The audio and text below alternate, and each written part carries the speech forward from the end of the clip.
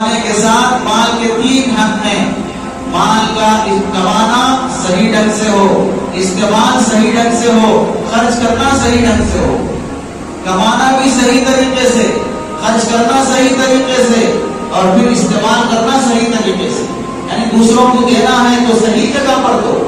کما رہے ہو صحیح کماؤ، دے رہے ہو صحیح آدمی کو دو، اپنے اوپر استعمال کر رہے ہو تو صحیح کاموں میں استعمال کرو۔ کما رہے ہو شراب پی رہے ہو، یہ پیشاب پینے سے بھی بری بات ہے۔ کما رہے ہو لیکن سودی کاروبار سے کما رہے ہو، یہ غلط طریقے سے کمانا ہے اور یہ حرام ناجائز ہے۔ جو مسلمان پیشاب، خنزیر، شراب، سود میں فرق کرتا ہے وہ کامل مسلمان نہیں ہو سکتا۔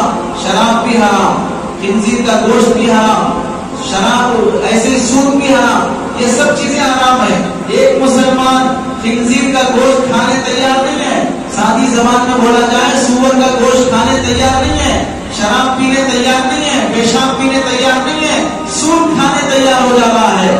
پتا چلا اللہ کے ان حکموں میں سے ایک حکم کو تم نے حلال سمجھا، دوسرے حکم کو حرام سمجھا، تم مسلمان نہیں ہو سکتے۔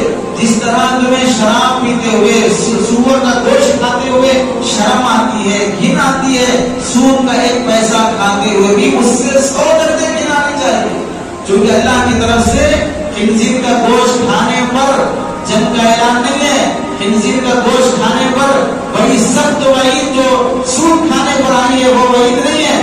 سود کھانے والے کے بارے میں اللہ کے نبی نے فرمایا کہ سود کھانے کے 70 سے زائد درجے ہیں، یعنی گناہ ہے۔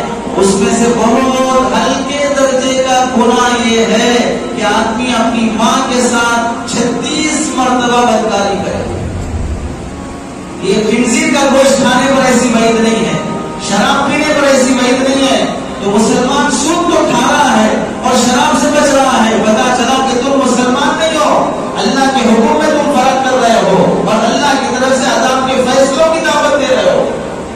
تو کمانا حلال طریقے سے ہو، استعمال صحیح طریقے سے ہو، خرچ کرنا بھی صحیح طریقے سے ہو۔